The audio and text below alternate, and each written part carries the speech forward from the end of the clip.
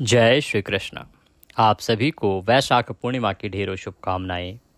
प्रिय भक्तों, आज का ये वीडियो हमारे उन सभी दर्शकों के लिए है जिन्होंने वैशाख मास स्नान किया है और वैशाख महात्म्य में श्रवण किया है। आज अंतिम तिथि है, तो आपको किस प्रकार से अपना यह स्नान पूर्ण करना चाहिए, अंतिम दिन का स्नान कैसा होना चाहिए और अंतिम दिन पर आपको क्या क्या क्रियाकर्म करने चाहिए, कैसे पूजा करनी चाहिए, क्या दान देना चाहिए और किस प्रकार से अपने वैशाख मास के इस अनुष्ठान को पूर्ण करना चाहिए। जिन्होंने त्रिदिवसीय पंचदिवसीय स्नान किया है उनको भी इसी प्रकार से इस स्नान का फल प्राप्त करने के लिए इसकी पूर्णता का प्रयोजन करना चाहिए। अर्थात यह स्नान किस प्रकार से पूर्णता को प्राप्त हो और किस प्रकार से इसका फल आपको प्राप्त हो, इसके लिए ये सभी कर्म करने चाहिए जो हम आगे बताने जा रहे हैं। कृपया जानकारी को अंत तक सुनिएगा, बहुत ही महत्वपूर्ण जानकारी है। आपने इतने मेहनत के साथ, श्रद्धा के साथ, भक्ति के साथ पूरे महा स्नान किया है या आपने 5 दिन या 3 दिन स्नान किया है, परंतु जो आपने श्रद्धा दिखाई है उसको फलीभूत होने के लिए, उसकी पूर्णता के लिए ये अंतिम दिन की पूजा आवश्यक है। आपसे निवेदन है कि वीडियो यदि थोड़ा सा भी उपयोगी लगे तो कृपया एक बार लाइक अवश्य कर दीजिएगा।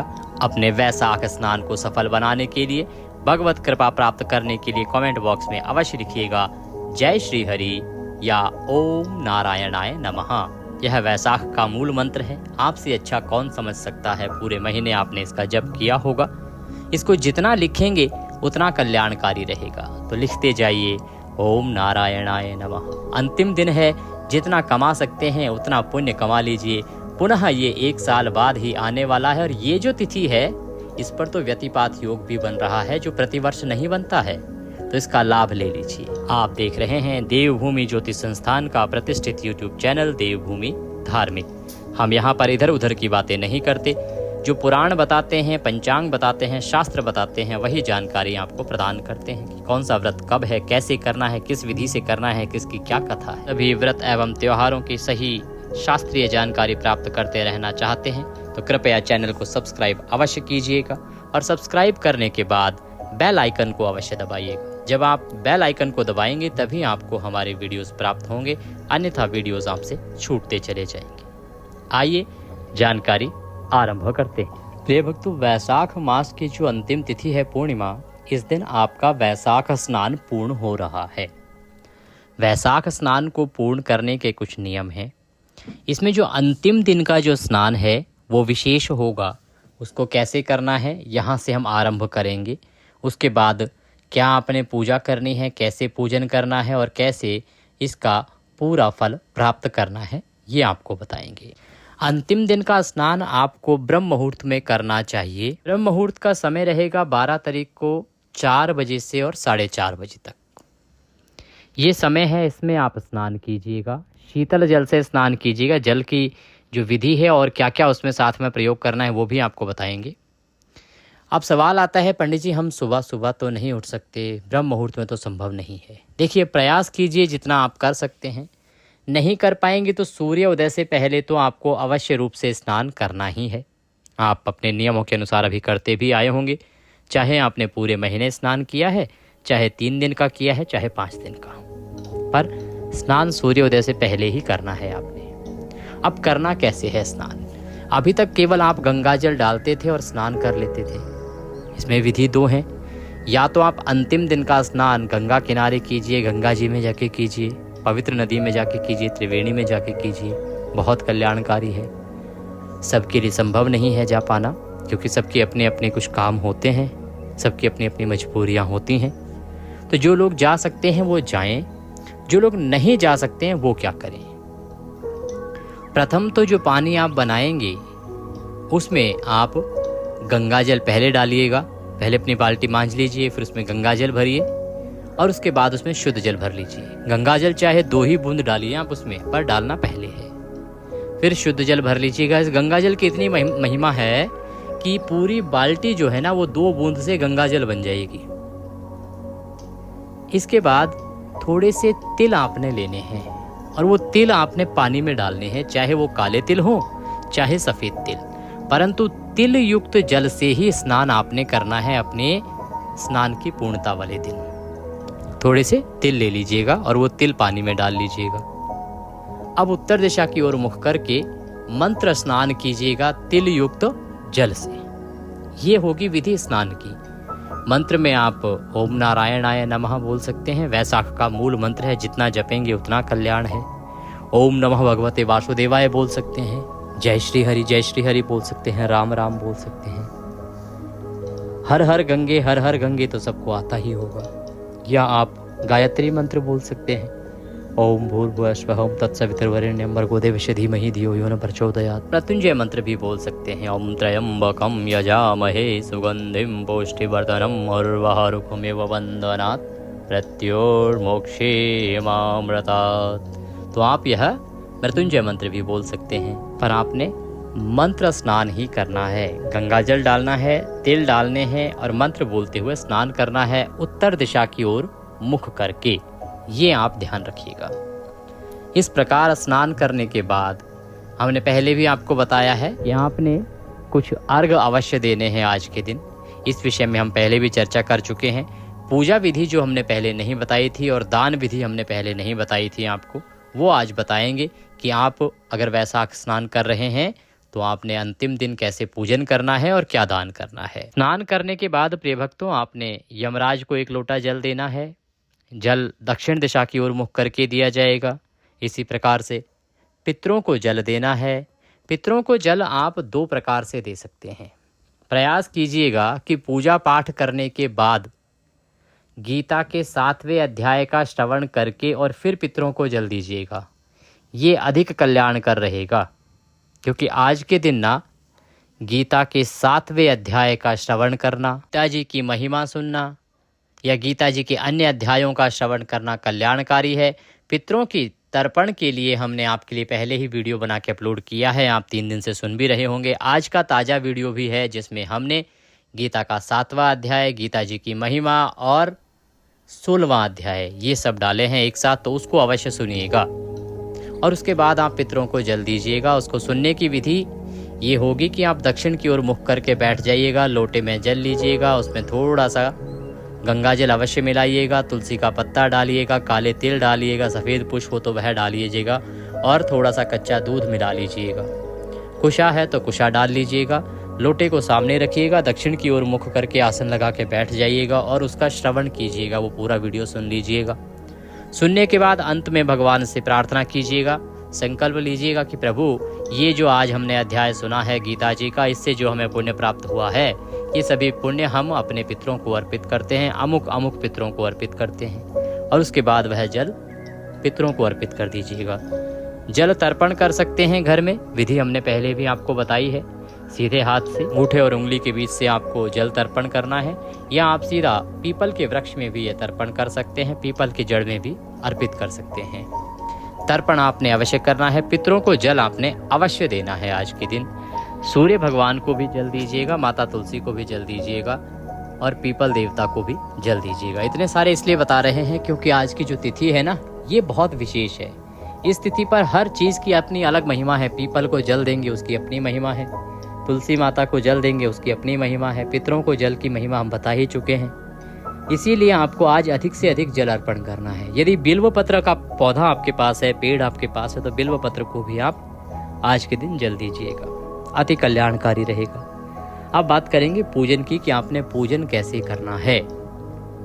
देखिए, अब आप स्नान हो गया, जल अर्पण हो गया, अब आप पूजन करेंगे भगवान श्री हरि के माधव स्वरूप का। तो माधव स्वरूप की अगर प्रतिमा या तस्वीर है तो वो लीजिए, नहीं तो भगवान का जो भी स्वरूप आपके पास है उसी से आप पूजन कीजिएगा। पूजन के लिए आपके पास भगवान की चित्र या तस्वीर या प्रतिमा होनी चाहिए। चौकी हो तो चौकी लीजिएगा, पीला वस्त्र हो तो वह लीजिएगा, रौली, मौली, पान, सुपारी, लौंग, इलायची, धूप, दीप, नैवेद्य, अक्षत, फूलों की माला, इत्र, जनेऊ। पंचामृत बनाने के लिए कच्चा दूध, दही, घी, शहद और शक्कर और थोड़ा सा कच्चा दूध अलग से रख लीजिएगा। ये सारी सामग्री है जो आपने एकत्र करनी है। इसमें मान लीजिए कि आपके पास जनेऊ ना हो तो कोई बात नहीं, इत्र ना हो तो भी कोई बात नहीं, और पान के पत्ते आदि ना हो तो भी कोई बात नहीं। अगर हो जाते हैं, मिल जाते हैं तो बहुत उत्तम रहेगा। ये सारी सामग्री एकत्र कीजिए। पूजा का जो स्थान है आपका, वहाँ पर आसन लगा के बैठ जाइए, उत्तर दिशा की ओर मुख करके या पूर्व दिशा की ओर मुख करके। एक लोटा लीजिएगा तांबे का, उसमें पहले गंगा जल भरिएगा, फिर शुद्ध जल भरिएगा। और एक पुष्प लीजिएगा, पुष्प से सभी सामग्री पर और स्थान पर छींटे दीजिएगा कि आप सामग्री का और स्थान का पवित्रीकरण कर रहे हैं।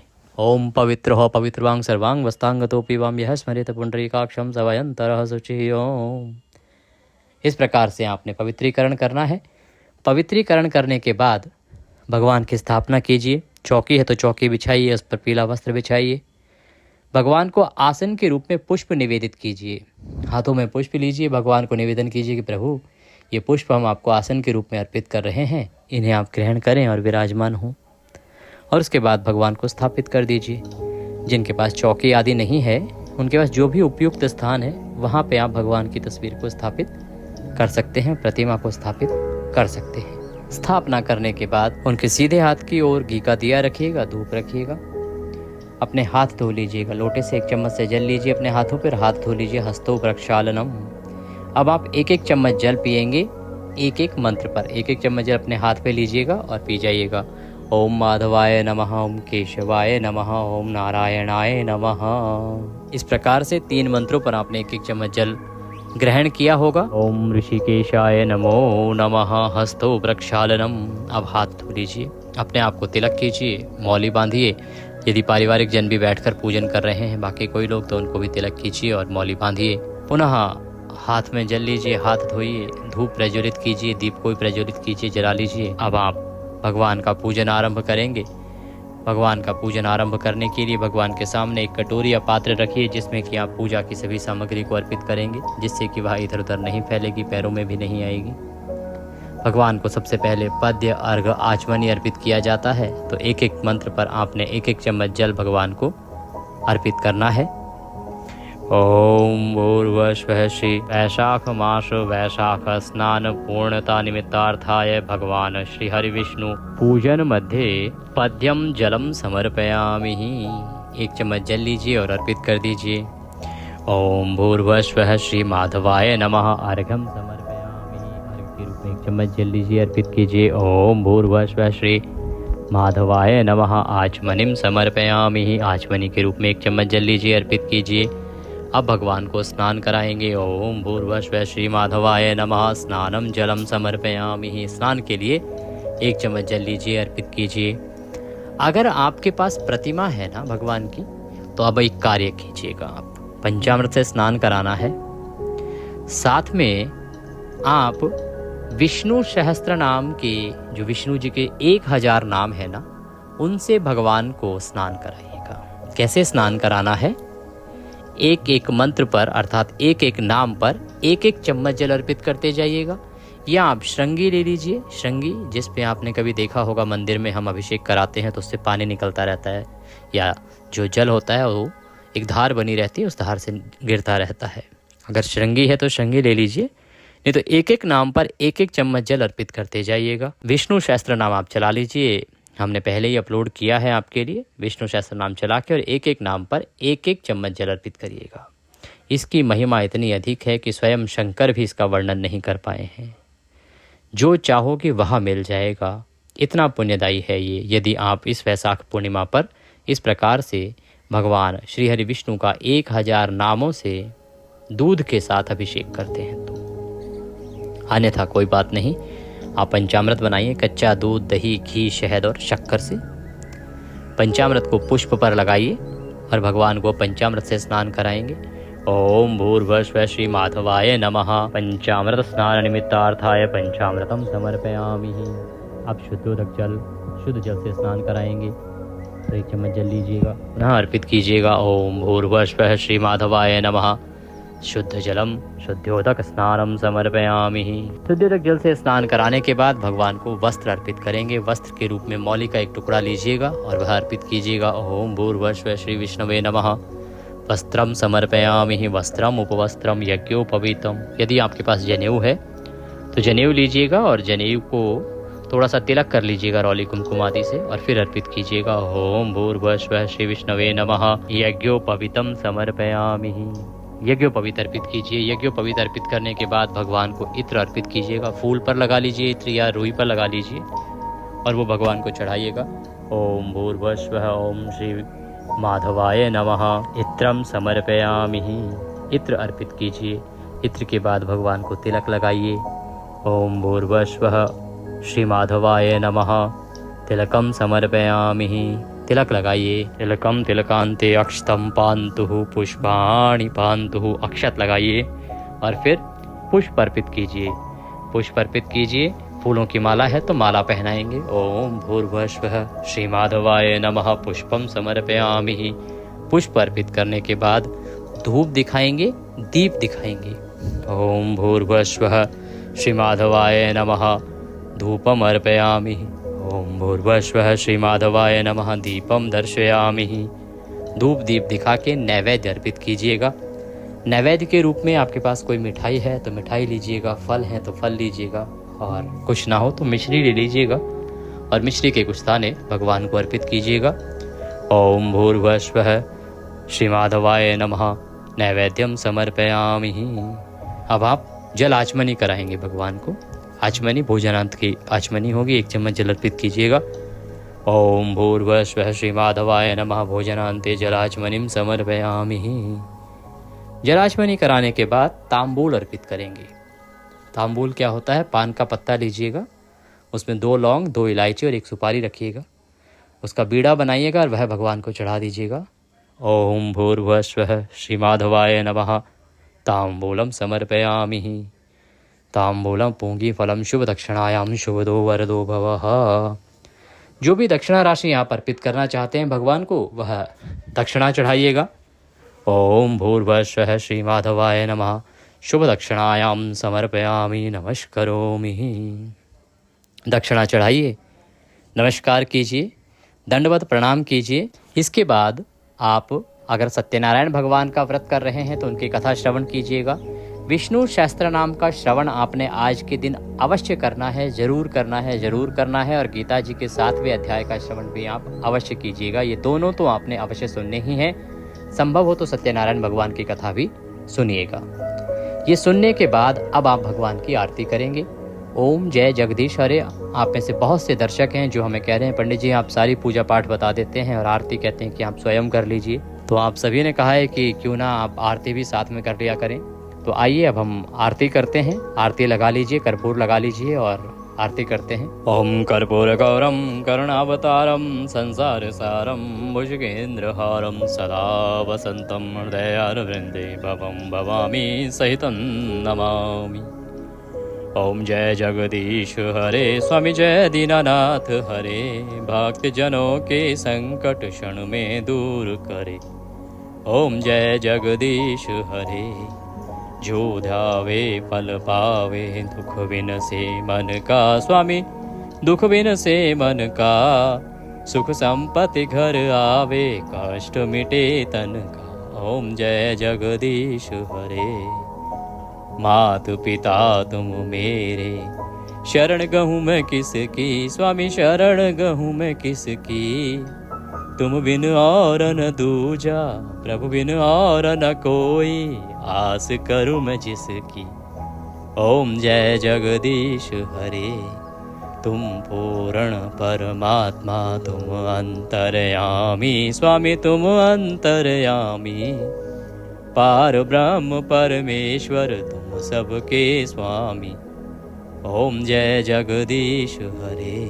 तुम करुणा के सागर तुम पालन करता। स्वामी तुम पालन करता। मैं मूर्ख खल कामी कृपा करो भरता। ओम जय जगदीश हरे। तुम हो एक अगोचर सबके प्राणपति। स्वामी सबके प्राणपति। किस विध मिलूं दया में कैसे आऊं शरण में। तुमको मैं कुमति। ओम जय जगदीश हरे। दीन बंधु दुख हरता। ठाकुर तुम मेरे। स्वामी रक्षक तुम मेरे। अपने हाथ उठाओ अपने शरण लगाओ। द्वार पड़ा मैं तेरे। ओम जय जगदीश हरे। विषय विकार मिटाओ पाप हरो देवा। स्वामी कष्ट हरो देवा। श्रद्धा भक्ति बढ़ाओ संतन की सेवा। ओम जय जगदीश हरे। तन मन धन सुख संपत्ति सब कुछ है तेरा स्वामी, सब कुछ है तेरा। तेरा तुझको अर्पण क्या लागे मेरा। ओम जय जगदीश हरे। पूर्ण ब्रह्म जी की आरती जो कोई जन गावे, स्वामी प्रेम सहित गावे।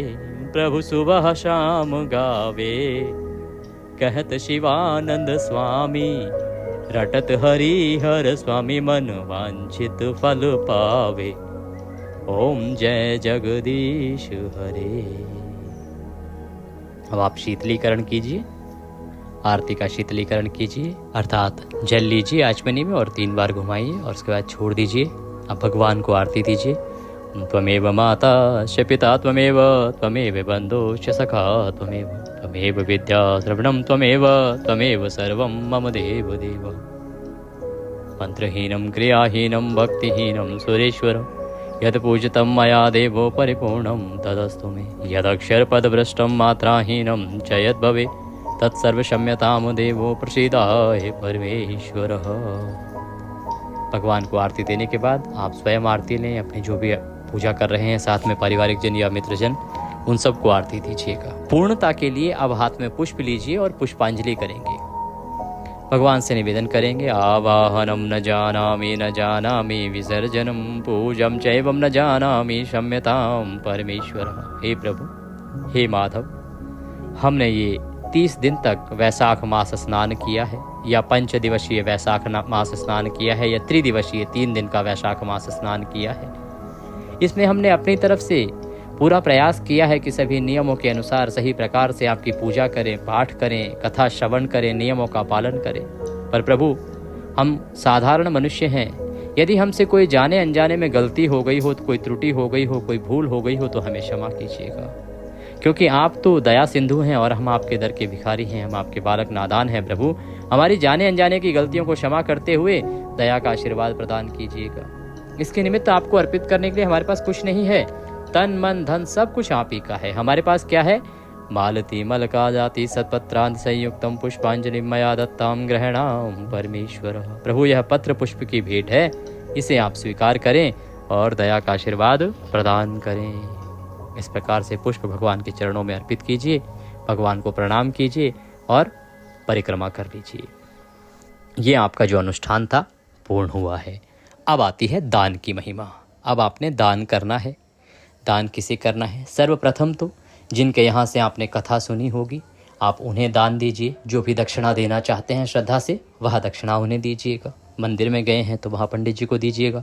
ऑनलाइन अगर कथा सुनी है तो वहाँ आप दक्षिणा भेजिएगा। यदि कोई हमें दक्षिणा भेजना चाहता है तो हमने डिस्क्रिप्शन बॉक्स में नंबर दिया है, उस पर भेज सकते हैं। और कुछ पूछना चाहते हैं तो कमेंट बॉक्स में लिख के पूछ लीजिएगा और उसके द्वारा आप भेज दीजिएगा।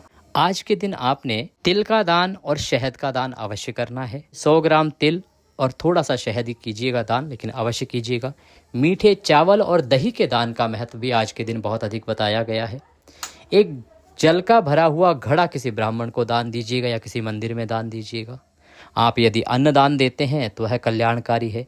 आप ब्राह्मण को जूती दान दे सकते हैं, छाता दान दे सकते हैं, आप ब्राह्मण को वस्त्र दान दे सकते हैं। ये वो दान है जो आपको आज के दिन करने चाहिए। इसमें से कुछ ना कुछ दान आपको अवश्य देना चाहिए। प्रथम दक्षिणा, और उसके बाद जो भी आप दान देना चाहें तो वह दीजिएगा, अन्यथा आप दक्षिणा ही अधिक दे सकते हैं। सभी चीज़ों का एक संकल्प करके कि प्रभु, मेरे पास इतना समय नहीं बन पाया कि मैं सामान लेके आ पाऊँ, तो मैं ये सभी चीज़ों के उपलक्ष्य में केवल दक्षिणा ही अर्पित कर रहा हूँ या कर रही हूँ। इस प्रकार से आप अपना अनुष्ठान पूर्ण करें। जानकारी थोड़ी भी अच्छी लगी हो तो कृपया लाइक अवश्य कीजिएगा। ज्येष्ठ मास का स्नान कैसे करना है, क्या पूजा के नियम रहेंगे, जानकारी का वीडियो आ चुका है, उसे अवश्य देख लीजिएगा। भगवान सब पर कृपा करें। आप सभी को बुद्ध पूर्णिमा की ढेरों शुभकामनाएं। भगवान श्री हरि आपके घर में खूब भंडार भरे रखें, सदा आपको प्रसन्न रखें। हरे कृष्णा।